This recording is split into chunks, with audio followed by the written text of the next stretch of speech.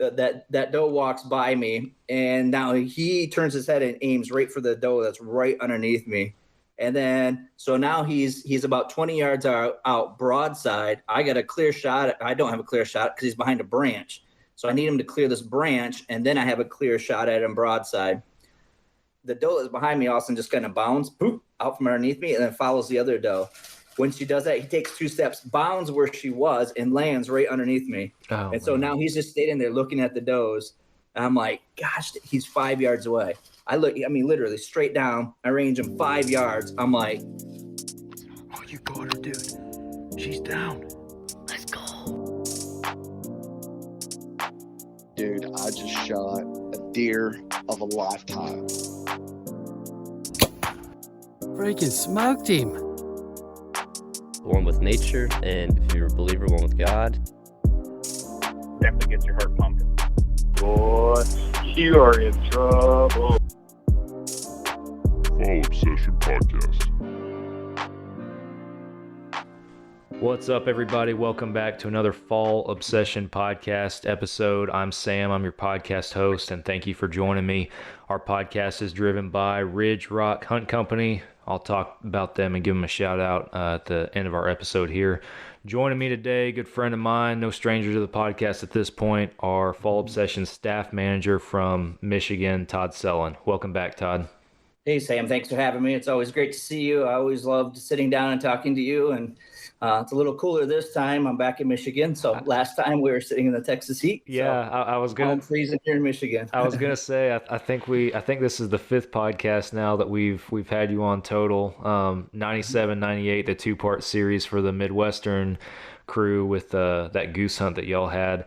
That was your first appearance, and then back in July when you came down to Texas, you and I knocked out a couple episodes. I think 113, 114 are those. If folks want to go back and listen. Just kind of talking about not just you and your life and our Fall Obsession family, but also your hog hunt down here. So those are some great podcasts. But point being, it's been a minute since we were on here. As you said, the weather is much cooler. You guys are getting snow up there in Michigan right now, and it's finally nice and cold down here in Texas in the lows in the 20s and 30s. So I'm loving it at the moment. But all that weight I lost when I was down there with you, I wish I had it back on now. It was pretty cold in the stand now. So. Yeah, I know the feeling for sure. But anyway, we wanted to get into some hunt talk tonight. Obviously, it's November. It's deer season. We're right in the thick of it. And we'll talk here after a bit kind of about our staff being in the thick of it, with the success of this year. But I wanted to kick incredible. It is incredible, man. It is. And I know we'll talk about that, but I wanted to kick it off with you and your success, buddy, because you killed a stud of a buck. One of the I think it was one of the first bucks probably for Fall Obsession to hit the ground. 2 or 3 before you, but you probably have the most inches on the ground right now, I would say. I think so, which is very exciting to me because I do have a history with this buck. And, you look at it when you're in the field and you don't realize how big it is until you walk up. And the first thing I realized, I couldn't put my hand around its base. And then, again, when I brought it to the taxidermist, she asked me if I was going to get it officially scored. I'm like, I know it's a good buck. She's like, dude, you got to get this officially scored. I think it's a Pope Young. So she measured the main beams, and I was, like when I green scored it, I was about 3 inches off from her actual measurements, and she's much more experienced than I am at doing stuff like that. So She convinced me, you got to send it out and get this officially scored. So yeah, I did send a picture to the official scorer, and he said to me, he's like, dude, you're going to have to decide whether you want it scored as non-typical or as a typical. And non-typical means they don't deduct any points for abnormalities. So he did have a few. He had a split end, and then he had a split G3, I think it was. So there were a couple deductions there. But geez, for a non-typical, I think you have to score a minimum of 155. Yeah. And if this guy who's experienced, like I said, has a ton of experience, he's an official scorer, comes to me and says, hey, you're going to have to make this decision, I look at it and say, no way. There's no, I never in my dreams ever thought I would get something like that. So. Yeah. And for our listeners, this buck is on your home farm, correct? Yeah. It's right by my house. Yeah. Yeah, So, your home farm right up on my there in home farm. Michigan. So take us into it. Set the stage for us a little bit. You mentioned already that you had history with this deer. Tell us a little bit about that history and take us into this deer season and this hunt specifically. So my daughter Tala, she was born the beginning of October 5th to be exact. And so one of our traditions is that we go out and celebrate her birthday. I take her out on a hunt for her birthday. And 3 years ago when we went out, we sat in one of my shacks I had on the corner. And while we were sitting there, we happened to look across the field, and this massive buck came out from the west side of the field, so almost directly across. We're sitting on the east side. And my daughter looked at it through the binocular and she's like, "Oh my gosh, he looks like an elk." And I'm like, yeah, you could see that from here. He was about 300 yards away at that point. And as he came across the field, he got bigger and bigger. And I thought, man, if I get a shot at this guy, I'm going to take him. And the closest he got was like 54 yards. And I didn't want to take a chance at a long shot at a really good buck. Right. So make a long story short, he ended up getting chased off by another bigger buck. Both at 50 yards. And then through the rest of that season, I only saw him one other time when he was working toward me, and then he got wind of me and took off. And then since that time, and at that time, I figured he was probably about a 3-year-old deer, really nice buck. And again, this was 3 years ago. So now you're looking probably a 5 or 6-year-old buck, And so my daughter named him Mr. Elkie. Well, then the year after that, I ended up shooting a small buck because she wanted to see me shoot a buck. And then last year, we went out and we did that film, and we had talked about Mr. Bucky on that recording that we did, or Mr. Elkie, sorry, on that recording that we did. So I saw him. I didn't see him the year after, but I saw him last year one time. So I tried to get on him, and never really worked out. I got him on video a couple times last year, but never really worked out to get a shot. This year, beginning of the year this year, when they first cut our corners just before our archery season, I went out because I saw they had cut my corner. I needed to change the batteries in my camera. So on our property, we have about 80 acres of corn in a rectangle, and then our back 13 acres, we rent out to the same farmer. So it's kind of like an L. And so the 80 acres next to us was all cut, but they hadn't got to the L part yet. So I drove out there, and that's where my camera is sitting, in that L part. So I drove out there, and all that corn was still up. I'm like, man, I can't drive through there with my quad.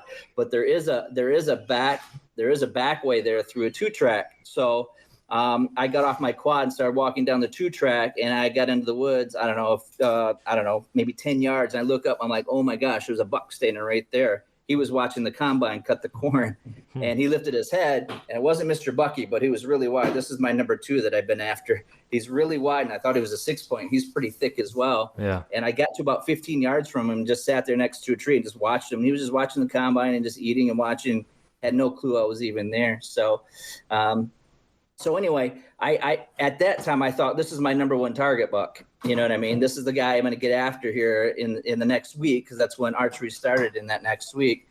Well, Tala and I went out for her birthday hunt on the 4th this year, and she ended up, I could tell you the story a little bit later, but she ended up harvesting her first deer ever. Yeah. With a crossbow. And I can tell you right now. So as we were walking out, we are going to a stand on the west side of our property. It's a double tree stand, and it's got a shooting rail. It doesn't lift up. So you have to use a crossbow. Otherwise you move too much to get your bow up over the rail. So we're walking out, we got the crossbow, and Tala goes to me. She's like, "Dad, can I be the shooter?" And I go, "No, Tala, you've never shot this before in your life." I go, you've never shot this. I don't want you to wound a deer. She goes, "Oh, come on, let me be the shooter." I'm like, "No." And she goes, "Well, it's just like shooting a gun, right?" I said, "Yeah." And she shot a gun. I got her a gun for her birthday. So she shot that. She sighted it in. So she's used to that. I go, "Yeah, it's just like shooting a gun." She goes, "You just have to put the crosshairs up behind its shoulder, right?" I said, "Yeah." She goes, "Does it kick?" I go, "No." She goes, "Well, let me be the shooter." I go, "Okay, you can be the shooter." She's making her case pretty good there. She's making her case. Yeah, she's making her case. And so in my mind, I'm thinking, okay, we're going to go up there. We're probably going to get a crack at a deer. Because she hasn't practiced, she's probably not going to hit it, but we can say she got a crack at a deer.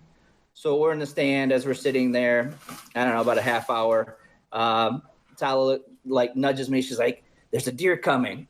and it didn't have horns. You can tell it didn't have horns. So I go, just wait. We want to make sure it's not a button buck. It got closer to us. We looked. Sure enough, button buck. I go, don't shoot it. Don't shoot it. And she goes, okay. So it was underneath us eating and licking our ladder and doing all kinds of stuff, and eventually worked its way off. Well, a few minutes after it worked its way off, we look up again. There's another deer out there, and it's a bigger body. And so I go, Tala, I go, you're going to shoot this one. I go, you need to shoot this one, because I go, buck or doe, it doesn't matter. Well, he lifted his head up, and it was a nice little 6-point, really nice, really wide. Actually had some pretty good mass on it. It's probably about a 2. Actually, I think they aged him at about 3 years old. Just small antlers, 3 years old, because it field dressed at 170. Wow. So it was a big body deer. Yeah. So anyway, it comes right to us, and I got it on film. I think I sent you the film. It wasn't a very good film because I got so excited.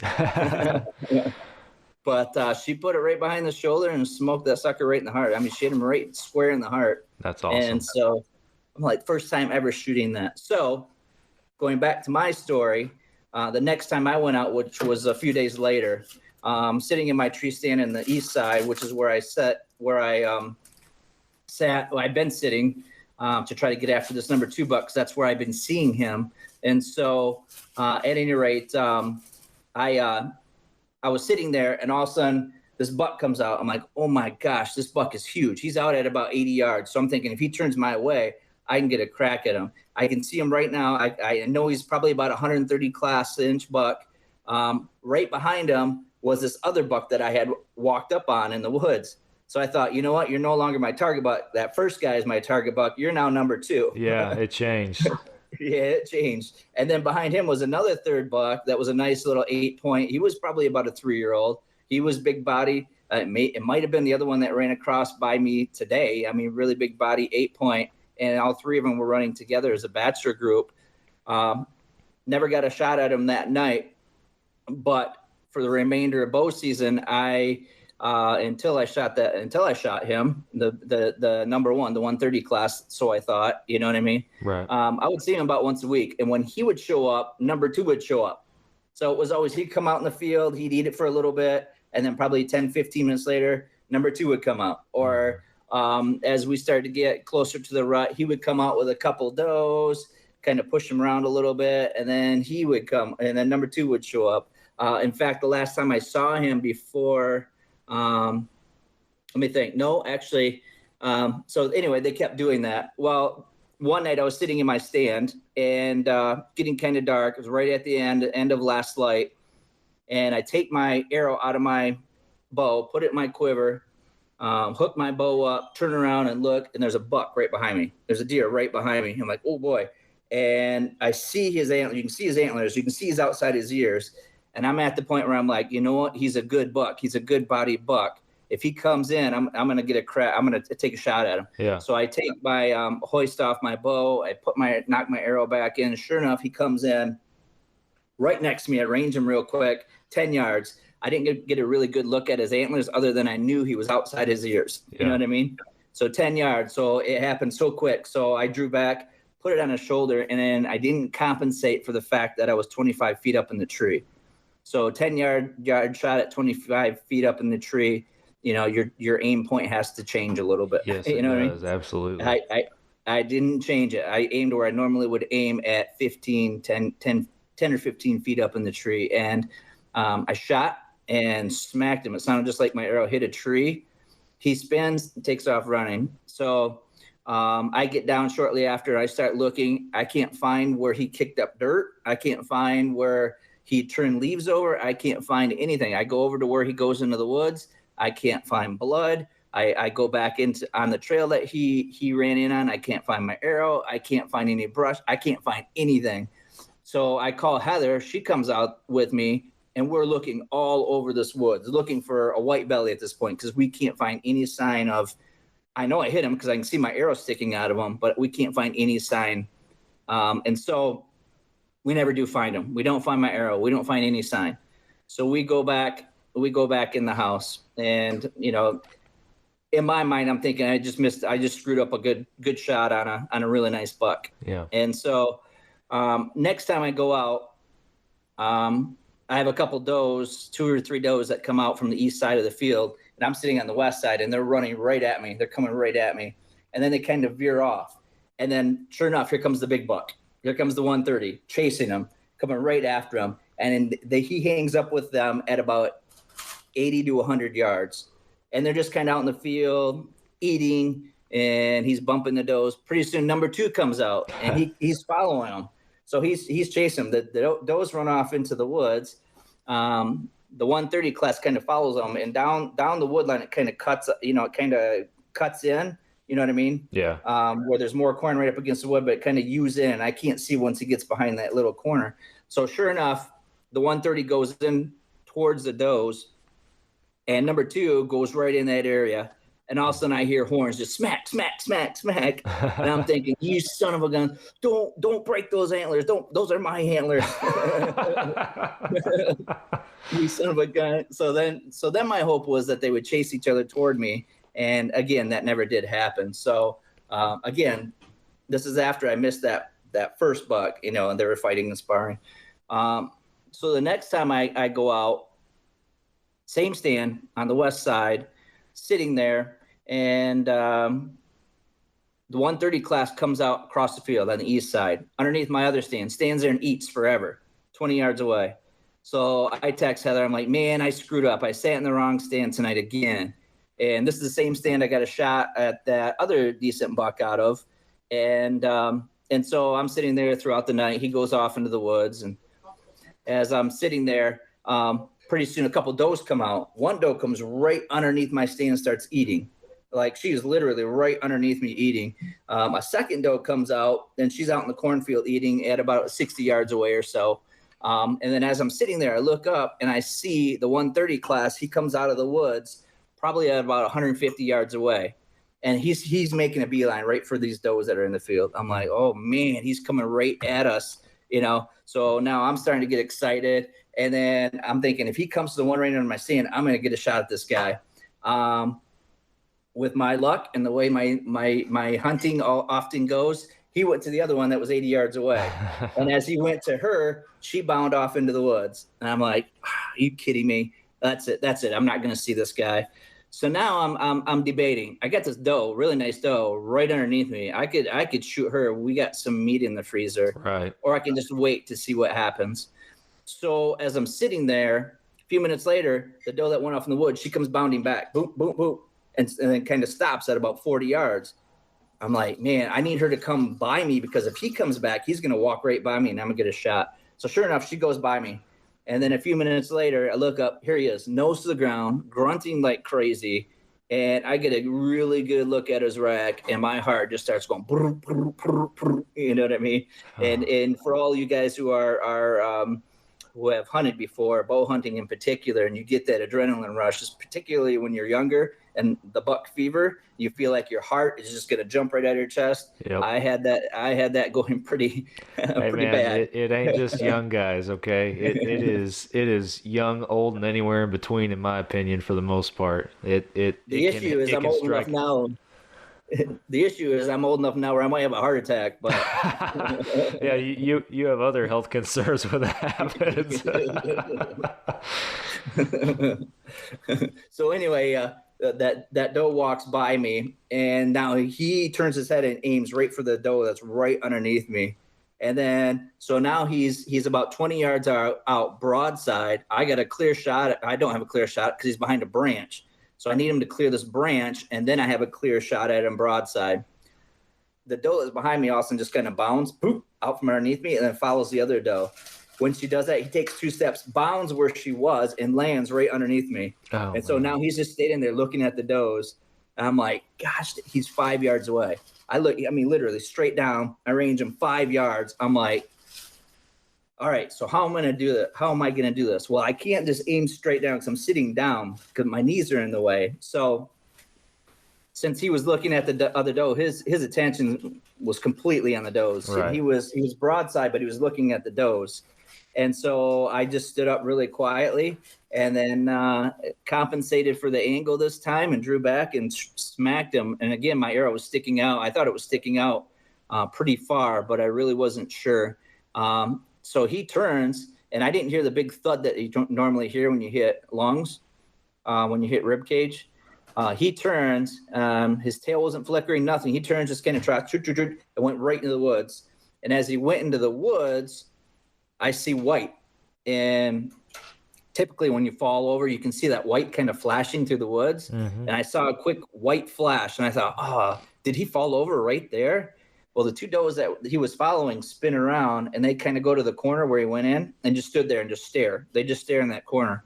I'm like, man, he might be down right there. So I text Heather, just shot a big boy. And she's like, did you find him? I'm like, no. She goes, well, it doesn't count until we find him. I'm like, yeah, you're right, because of what happened last time when I shot that other deer. Right. So sure enough, I wait 15 minutes. I'm like, I got to get down and start looking. I'm sure there's blood everywhere. You know what I mean? Because of the angle and just because I smoked him. I get down and I go where he went into the woods, and these doe were still staying there. They run off, of course. I go where he went into the woods, look down, don't see any blood. Okay. So then I start kind of looking around again for my arrow, for leaves, for any sign. I can't find anything again. Oh man. So I'm like, is this how my whole season's going to go? What is going on? I have a 5-yard shot. I have a 10-yard shot. There's absolutely no sign. I can't find this deer anywhere. So I just follow a deer trail down to the ridge back behind my stand. And I'm just kind of looking around, and I'm getting really frustrated. I'm texting Heather like crazy and was really frustrated in some of my language. And so Heather was trying to be supportive. And so I go back to where he went in, and I look down, and there's just a little drop of blood, just a small little drop of blood. I'm like, okay, there's a little bit. Well, I had gone directly west because I thought that's where he went. Usually they go down a gully and a ravine, and then they go in the deeper woods.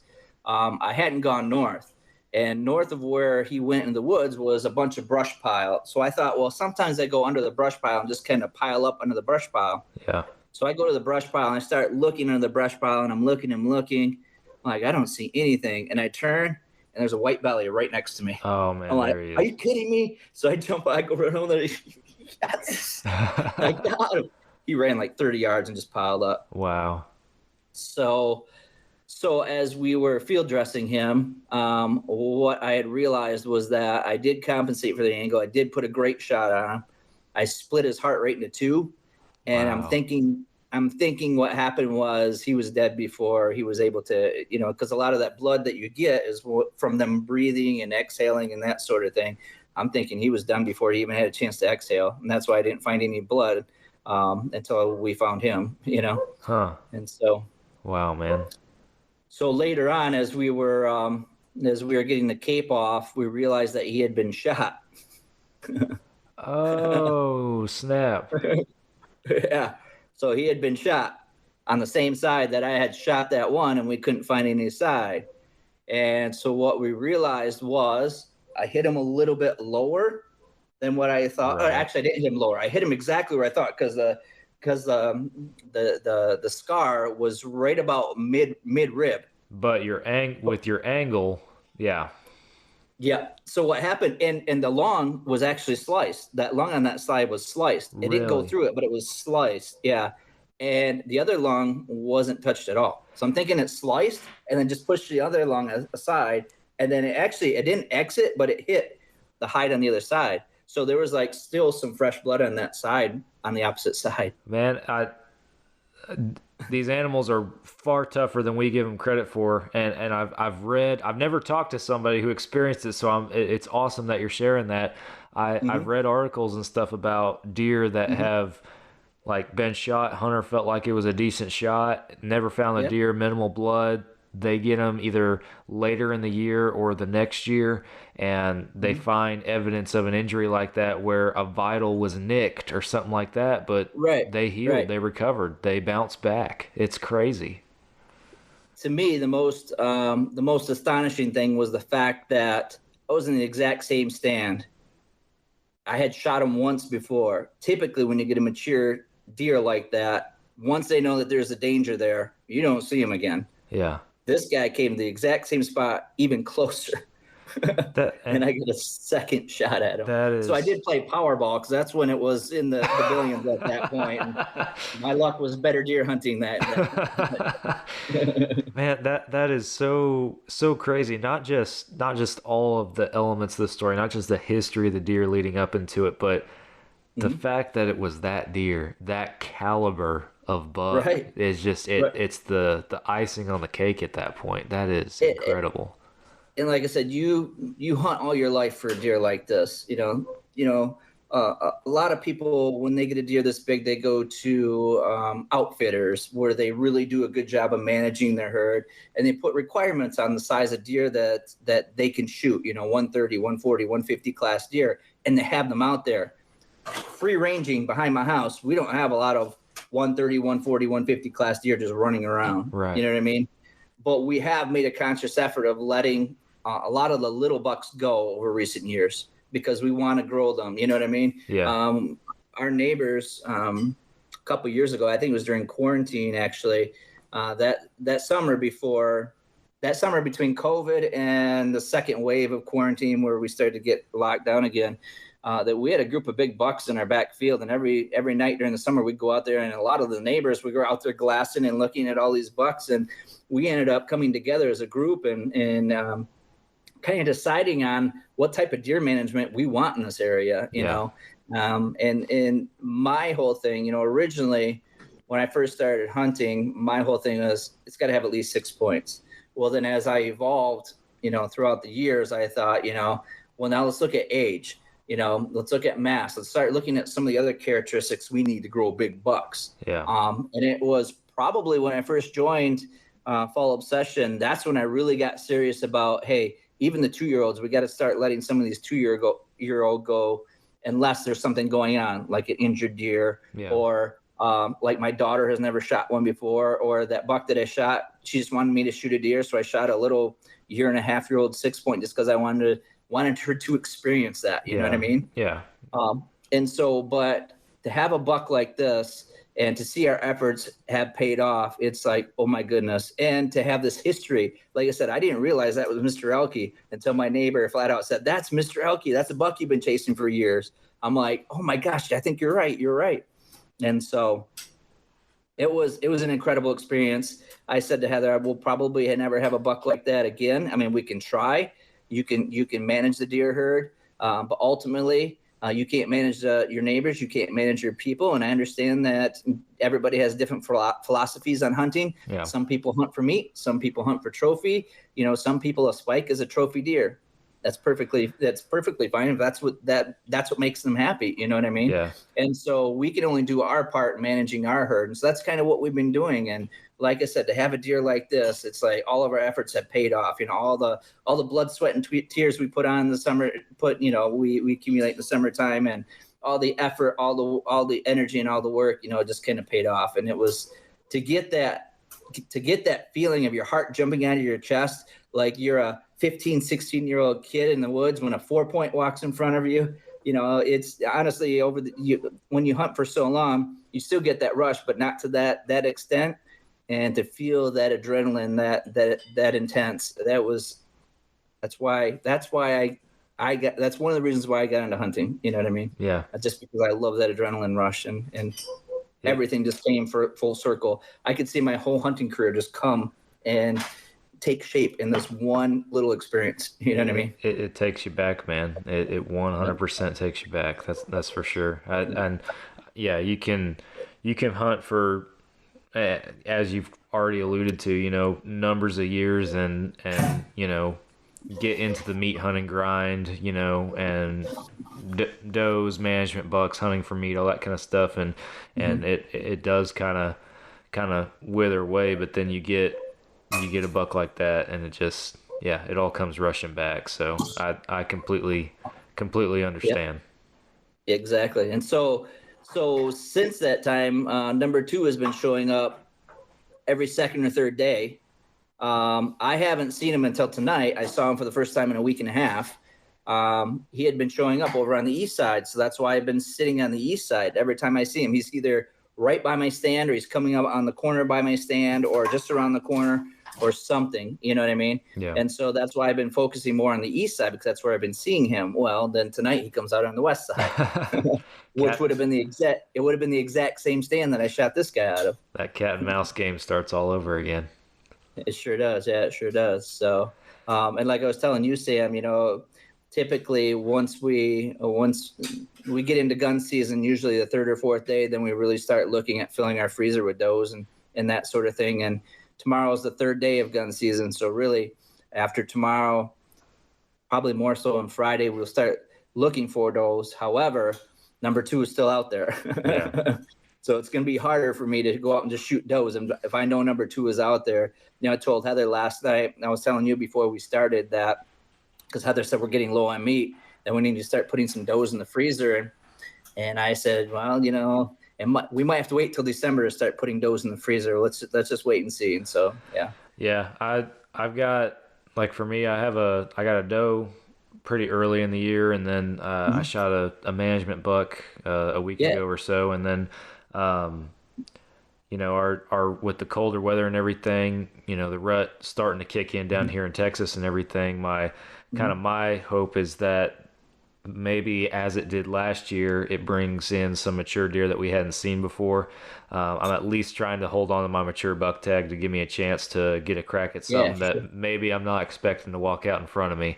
And after that, it's game on. I'm 100% after that point going to stick my mature tag on a more mature management buck, because we have a lot of management deer on Texas dirt this year that need to go off, and then try to finish out the doe tags and stuff. And there's no reason I should not tag out this year and have a full freezer, because I'm a meat hunter at the end of the day, but we're all, like you've mentioned, your conscious efforts, we're also trying to manage our population and shoot the deer that are mature or need to be shot. And for sure, I will say, if I end up shooting a management buck, there is a 6-point out on our place with a 20-inch inside spread. You said that the other day. Yeah. That would be incredible. Yeah. Me and Nick are going to be jockeying for that one to see who gets to him first. So. So the management buck, you said you already shot. You said it was a call deer, right? Yeah, so I guess that's a good segue into the other thing I want to talk with you about, since you being our staff manager, you've kept up with you keep up with our staff year round, but obviously during hunting season you're keeping up with the kills, and it has been one heck of a year for Fall Obsession staff. We haven't seen success like this from our staff members before. We had some kills early. We had Michael that had to kill a doe before he got his buck tag in Indiana in early September, and TJ down in Florida actually got our first buck. I think that was in September too, with a muzzleloader, a nice little 8-point. And then Steven got a doe, and we had Tyler got 2 does out in Kansas. And then we went, a couple weeks without hearing anything. But man, then all of a sudden, as we got closer to rut, I think we went, 12 days in a row where we had at least one. There were multiple days where we had, more than one deer put down in a day. You know what I mean? And for our listeners who aren't familiar, we're talking our staff in general. We have pro and field staffers spread out throughout the country in dozens of different states, in different regions and everything. So what Todd and I are talking about here is everybody combined, kind of our Fall Obsession hunt report from the country.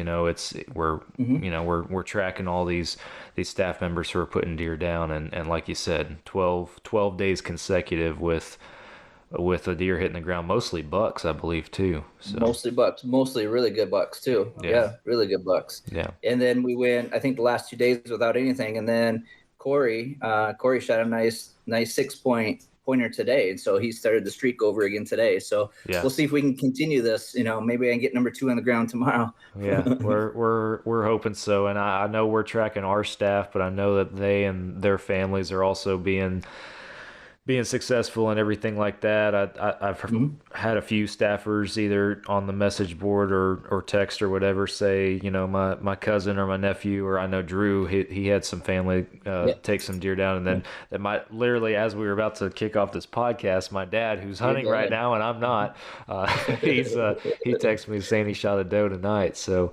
it's happening, man. And you mentioned the buck that I killed and everything, and I got to. So what is a call buck, first of all?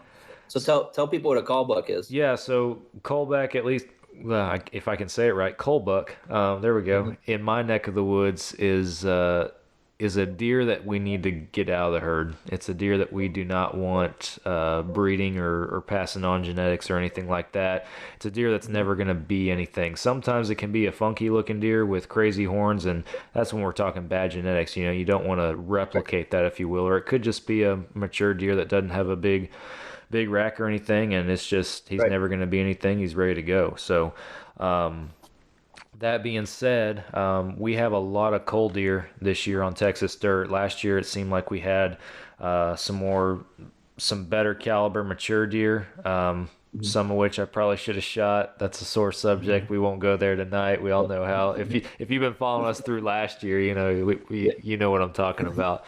But your Halloween costume, right? Yeah, my Halloween costume contributed to it. Go look at that end of October on our social media pages. But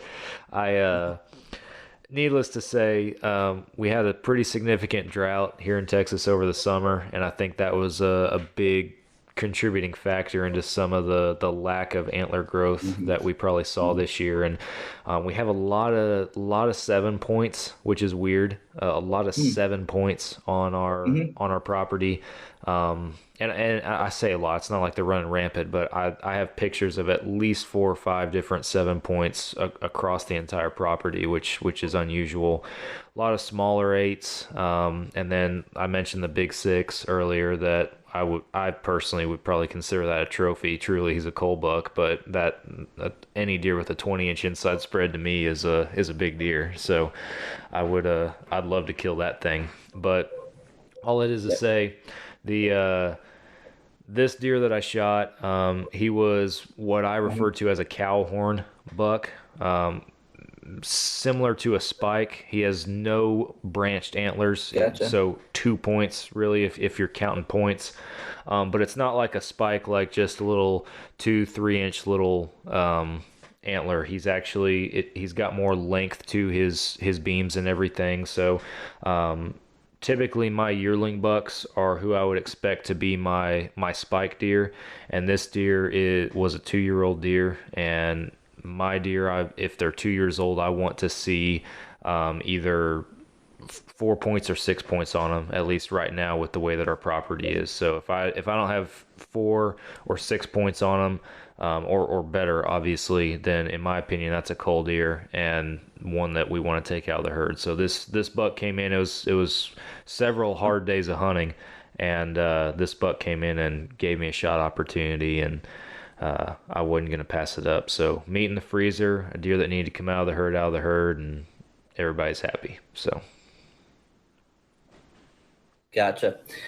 So when I brought my daughter's deer into the taxidermist, there was a guy who owns a deer farm, and my cousin is my taxidermist. And she asked me how old I thought it was. I said, it's probably about a 2-year-old deer. That's what I guessed. Well, when this guy came in, my cousin asked him, well, how old do you think this deer is? He's like, I don't know. He goes, it's hard to tell without looking at the teeth. He goes, how much do you field dress? I said, 170. He goes, 170? He goes, he's got to be at least a 3 or 4 year old deer. I'm like, really? He goes, yeah, he's probably a 3 or 4 year old deer with small antlers. So when you mention that as part of the call buck, I guess you could probably consider her as a call buck as well, And you had mentioned also the drought in Texas. Geez, when I was down there, it was almost 120 degrees. Yeah, we were hunting in 112, 115 degree temps, hunting pigs in the summer, but yeah. Yep. Yeah, not hunting deer. Yeah. Yeah, not deer hunting. And so up here, I think I mentioned this to you earlier, when we field dressed my daughter's deer, man, he had like 1.5 inch thick layer of fat on him. And typically that's a sign that it's going to be a pretty hard winter. And so even looking at the Farmer's Almanac certainly says that we're going to have a long fall and a long winter, you know what I mean? Yeah. Which means that winter is not going to start till later. Well, winter has started here. It started yesterday, actually. a switch flipped down here in Texas because I mentioned several hard days of hunting in this most recent trip where I killed the cull buck. My dad and I hunted out there for 5 days at the beginning of general season or rifle season here in Texas. I was still bow hunting, but basically it opens up to everybody at that point. We hunted for the first 5 days of the season, and temps were in the 70s, 80 degrees high. It only got down into maybe the 50s at night, if mostly 60s, and the deer activity was slow. I was off work and it was my opportunity to be out there, so that's why I stayed out there. I was trying to make something happen. In 5 days of hunting, I saw 4 deer, and the fourth deer is the one that I shot. So that gives you, and we're on 807 acres with close to 10 different setups out there this year, so it gives you an idea on where we're at. And I hunted multiple different spots, but 2 days after we come home it changes. And I mentioned my dad's been out. I had to go back to work yesterday, and my dad went out, but he's self-employed, so he makes his own hours, so he packed up and left yesterday to go out there by himself, and he's been out there 2 days and he's killed 2 deer now. So that's awesome. That's awesome. Yeah. So the 2 days that we didn't fill our tags, we could include your dad in it. So today, 14 yeah, my dad can be the honorary member. He kept the streak going. He was out there getting it done. Going. So yeah. No, but typically here in Michigan, early October, you get 60, 70 degree temps, and then about second or third week in October, you start to see it kind of tail off a little bit, 40s, 50s. We were getting 60, 70. And then we had a spell there for a week. We were in the 40s all week. So that was really awesome because we would see 20, 30, 40 deer every sit. Yeah. You know what I mean? Which was awesome. So then all of a sudden we get a week of 75, and then we get 80, and then we get snow in 30, and then 80 the next day. So it's been a roller coaster until, like I said, this week it started to cool off. And then we got about 3 inches of snow yesterday. So the first day of rifle season, I was watching different reports because I was at school. I couldn't get out in the morning, but, the different reports were saying deer just aren't moving. They're locked down. They're hunkered up because it's snowing so hard. It was snowing hard all day. And then today it didn't snow until the evening. It started snowing a little bit. And it got warm enough where the snow that we got yesterday melted. So it was like, I think it was 37 and 38 degrees when I went out this afternoon after school, but all the snow had melted at that point. And then now we're under a winter weather advisory. And Michael down in southern Michigan, Michael's about 2 hours south of me. He texted me. I think you were in that text thread too. They already got 6 inches of snow today. That's crazy. And then they're under a winter storm warning for the next 2 days. That is crazy. Yeah, and so, Michael's another one that has that's been very successful this season. I actually a couple weeks ago recorded a podcast with him, episode 129, over his success over there in Michigan and Indiana and all that stuff over there, because he's killed early in November. He killed 2 very nice bucks just really a few days apart on different properties. Yeah, I was gonna say it was within a week time span, I think. Yeah, just over a week. So that was truly a great conversation with him. So just for our listeners, if you haven't listened to 129, go back and listen. So. And his wife shot a nice doe. Yeah, actually, it was funny. I podcasted with him the night that his wife shot that doe. Shot the doe. He sent that. Right. Him and I had it on the books to podcast that night, and. He sent that text in the group thread that his wife shot a doe, and I was like, "Hey, man, if you're occupied tonight, I understand. We can reschedule." And it was a few minutes before he responded. He's like, "Nope, I just got out of the shower. Let's do this." And I was like, "All right, sounds good." And so that's what's really cool. That's why I like podcasting. As things are happening, in the thick of it during hunting season, with guys like Michael, who his wife shot a doe that night, and he had just drug that thing out of the woods and gotten showered and gotten cleaned up, and he hopped on a podcast. Or you're talking about literally hunting today, just a couple hours ago and everything. A couple hours ago I was out there chasing number 2. And Nick and I and my dad, we've podcasted this season already from deer camp and everything. So it's just, I love that element of our show that we're able to, just bring that sense of the here and now to our hunting season on our podcast. So it's really cool. Yeah, for sure. And Michael's wife had a similar experience to me. She shot a really nice buck early, and they tracked it for quite a ways and ran out of blood. I think actually the neighbor wouldn't allow them to go on and continue tracking it. And then it showed back up to the exact same spot that it got shot at. You know what I mean? Was she originally shot in? Yeah.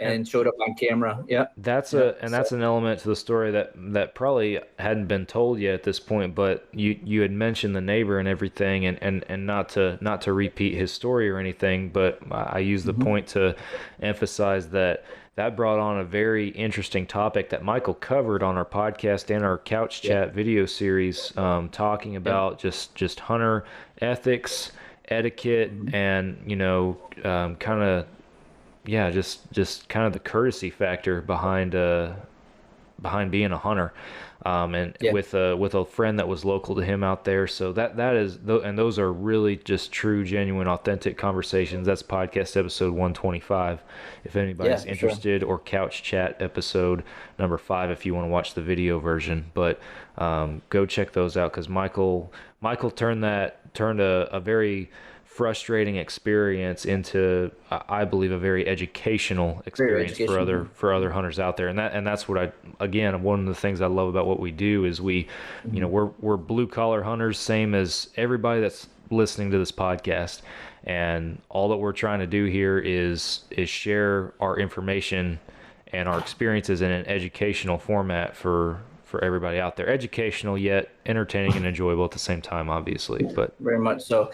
And you talk about it being educational. We have some that don't play nice either. Some neighbors, particularly on this cornfield that I hunt. We live on a 56-acre farm, and then across the street, Heather's dad has 27. Originally, it was one big farm, and then they put a road in to split it up into 56 and 27 acres. And so, mostly hardwoods. We got a swamp right in the middle, and then, like I said, the back 13 acres is all corn, and then the front 6 or 7 acres is also corn, with a ravine and gully in the back. And so I set my stands up on the east and west of the cornfield, because it's about 400 yards, 300 or 400 yards across. And so the neighbor that's 2 neighbors over has done things like years ago. He used to go out and park in the field.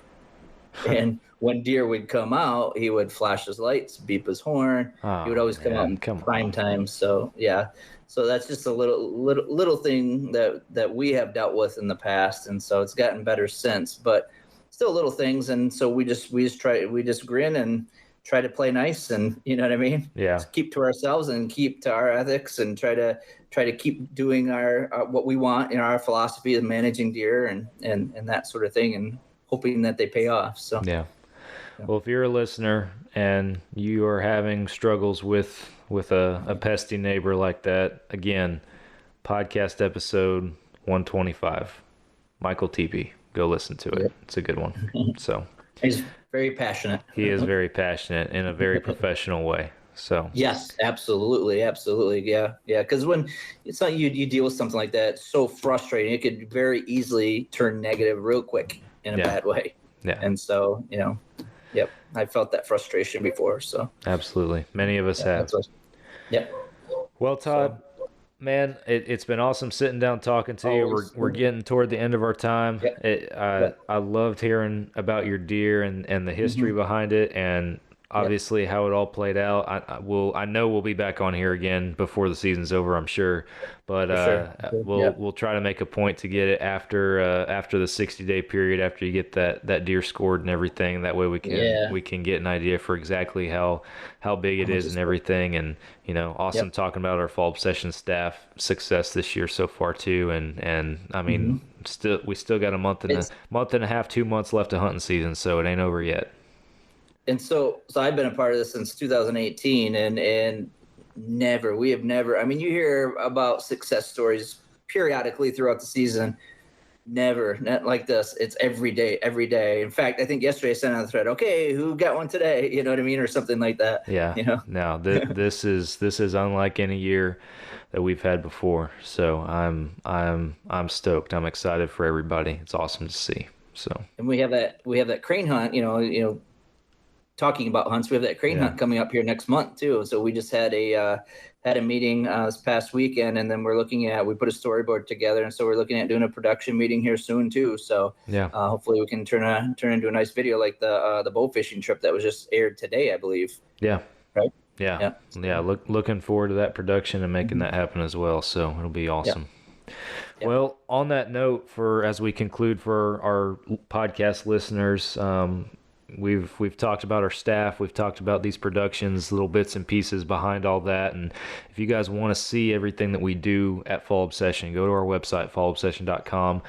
That's the hub. Everything stems out of there, and we literally, thanks to all of our staffers, I should say, we've literally covered hundreds of different topics in different capacities in the hunting and outdoor industry at this point. I'm sure that there is something on there for everybody at this point. We have all of our video series are on there. We have educational videos and articles on there, gear reviews, wild game recipes, our podcasts, and more. So be sure that you head on over to Fall Obsession. Be sure that you go to the bottom of any page and subscribe to our newsletter, because Todd does a great job working with our regional coordinators to send out a monthly report or newsletter from each region of the United States every month. So it's awesome to see that, and not just what's in your region, but what's coming out of the other ones. Our social media pages, Facebook, Instagram, Twitter, go wild, go like and follow and do all that good stuff on there. We post daily hunting and outdoor content, authentic hunting and outdoor content, as well as our YouTube channel. Go subscribe to that. We post multiple new videos on there a week. Todd mentioned the bow fishing video from their recent experience. Our podcast videos are on there. Our Texas Dirt series covering Nick and I's hunts down here in Texas. That's an awesome series too. We got all sorts of cool stuff on there. At the time that this podcast is coming out too, we're going to actually have a feature episode in our My Obsession series on Todd, also on the YouTube channel by then. So I know on Todd, Saturday, I think, right? Yeah, it'll be on the 19th is when it's going to be published. So yeah. Okay. So, coming up. So all those socials, YouTube, go check all those out. And whatever podcast platform that you guys are listening on, be sure you hit that follow and or subscribe button, and make sure your notifications are turned on. That way you know when we drop a new podcast. We publish a new podcast episode every single Monday morning, and we're very diligent about that. We're also on Waypoint TV and Carbon TV. Those are other places that you can stream our podcast, and our video series Texas Dirt and Couch Chats are also on Carbon TV as well. So be sure you go check all that out. Finally, Ridge Rock Hunt Company is the podcast partner. Derek and Lacey over there in Mississippi, they book hunts with vetted outfitters across the country. Derek has a very large network of vetted outfitters in North America, and he will work with you to set up whatever kind of hunt you're looking for, where you're looking for, work with you on the budget, the timeline, all that kind of stuff. Just give him a call and just start exploring those options with them. So Ridge Rock Hunt Company, go check them out on social media and on their website. Todd, I enjoyed it, man, as always, and we'll get you back on here again. Absolutely, and you know what? Everybody's got to stay obsessed, because we are, right? Absolutely. We are obsessed this year for sure, my friend, for sure. All right, guys. Thank you all for listening to another Fall Obsession podcast. Might be me, might be Drew next week. We'll have to wait and see, but we will be back either way, and we'll catch you then.